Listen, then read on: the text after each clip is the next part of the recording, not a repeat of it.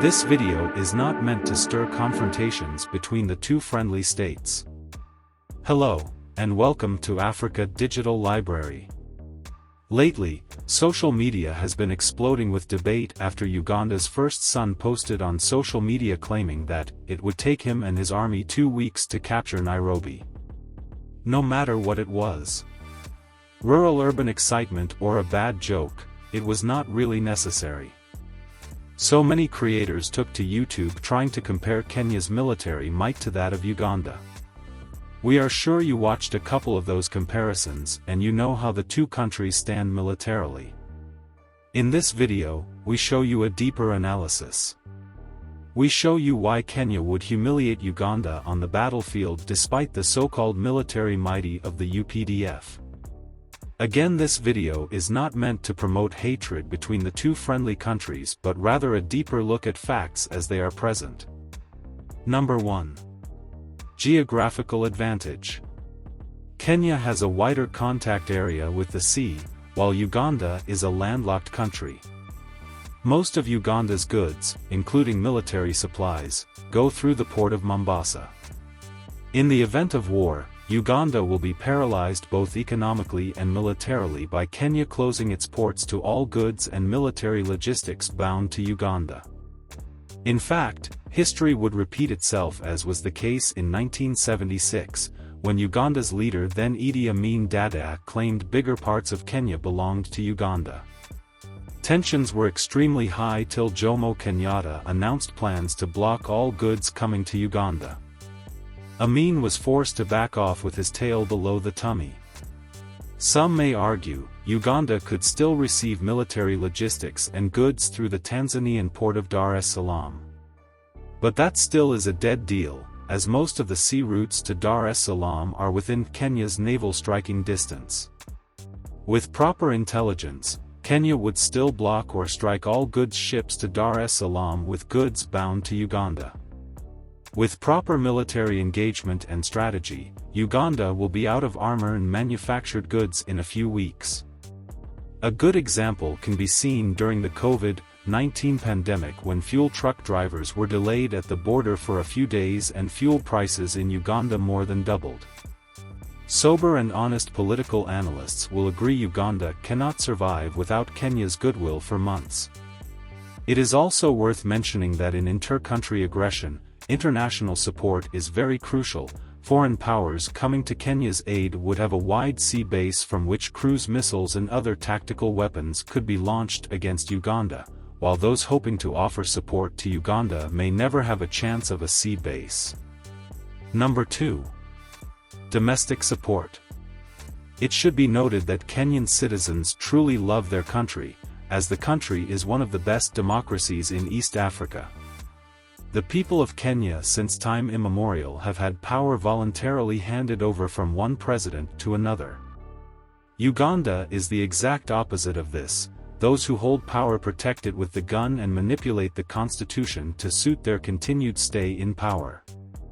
Ugandans have repeatedly looked for ways of realizing power change in the country since 1996 but in vain. In the event of a confrontation between Kenya and Uganda, the ugly bitter truth is that many Ugandan youths will be more than willing to fight alongside their Kenyan neighbors to capture Kampala, expelling those who utter they can capture Nairobi in 2 weeks. This is not new. Historians will recall how Idi Amin Dada was overthrown by a combined force of Ugandan youth backed by the Tanzanian military, following Amin's attempt to invade parts of Tanzanian territory in the 70s. Number 3. International alliance and support. Uganda is an ally of Russia and China. Russia is currently locked in a domestic crisis over its invasion of Ukraine, with thousands of armor depots hit with the USA-supplied HIMARS systems. Russia's weapon stockpile is rapidly depreciating. Literally, this means the amount of weaponry that can be advanced to a friend like Uganda is limited, as Russia's ability to remanufacture weapons has been greatly hampered by economic sanctions from the European bloc. Kenya on the other hand is an ally of the USA and NATO. They stood together with NATO to condemn the senseless war of Putin on innocent Ukrainians.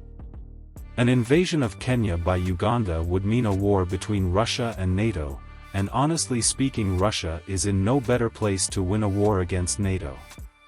Number 4. The oil curse. Many of you might have realized, when oil exploration starts in a country, instability steps in because there are so many international power players interested in destabilizing such a country to reap the benefits of stealing the oil. Uganda is sitting on a time bomb with mafias watching from all over the world for any slight opportunity for instability in the country to take advantage to fetch the oil. Any attempts by Uganda to invade Kenya would be a blessing to such forces who will overrun Kampala in days and maintain instability to facilitate oil reaping. Recently, President Yoweri Museveni in one of his public speeches slammed the West for attempting to frustrate his oil project. Some of these people are insufferable. You need to control yourself not to explode. So shallow, so egocentric, so wrong, but they think they know everything, broadcast their ignorance all over the place. Did you hear that? A living proof of the oil curse. Kenya, on the other hand, has no confirmed oil wells, and this will make Kenya a very fertile ground for launching attacks against its aggressor. Number 5. Military experience of the population. In an event of cross-border aggression, any citizen may be called to arms to defend the territorial integrity of the country. This you must have seen already in Russia, as President Putin declared a mobilization exercise of 300,000 fighters. But the response was a mass exodus, as most of the citizens didn't have the experience or belief in the war. Kenya is composed largely of pastoral tribes who, by virtue of their history, have been fighting either using traditional weapons or English rifles. Both the Jaluo, Itiso, Pocket, and Kikuyu are known to be men of vigor. In Uganda, the story is different. Apart from the northern Luo tribes, who actually contribute the smallest percentage of the country's population, the rest of the Bantu tribes are not good fighters since times in history. This composition will offer Kenya a better advantage on the battlefield, as everyone conscripted would be a daring fighter, other than most Ugandan tribes who will cry out loud, "Iwi Ruhanga Wetu." As we conclude this video, let's talk about what many people have already compared: the military might of Kenya against that of Uganda. The information available on public domains may be misleading in that Uganda has a better army and military logistics than Kenya.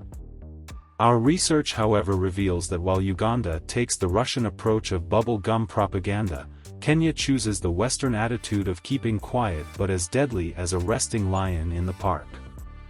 Kenya has weaponry supplied by Western allies, including fighter jets manufactured by Martin Lockerhead in the USA. Uganda, on the other hand, possesses Russian technology that has proven ineffective on the Ukrainian battlefield. At least that's what we can say now. What do you think? Leave us a comment and share this video for purpose of having a better informed African community that wishes to live in peace.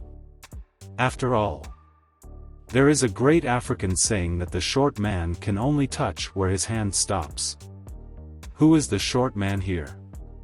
Let us know in the comments section below.